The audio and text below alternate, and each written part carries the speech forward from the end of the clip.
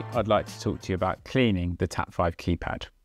Because the TAP-5 keypad is a capacitive touch keypad, there's a chance that when you clean the keypad, it could trigger whatever you programmed behind that button, so raising or lowering blinds or turning on the lights, which could arguably be undesirable.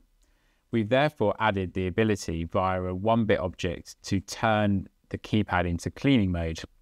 So if you go to the General Advanced tab, you can find the cleaning object, enable the cleaning object.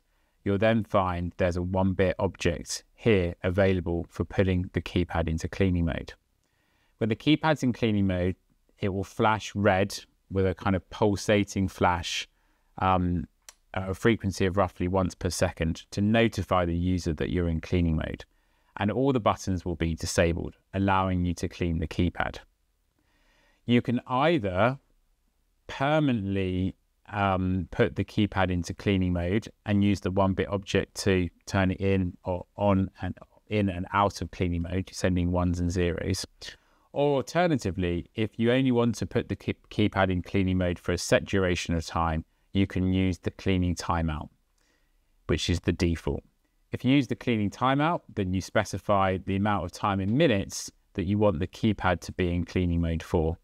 Once that cleaning, once the timer has expired, the keypad will resume normal operation and the red flashing halo light will stop. If you have any questions, please let me know.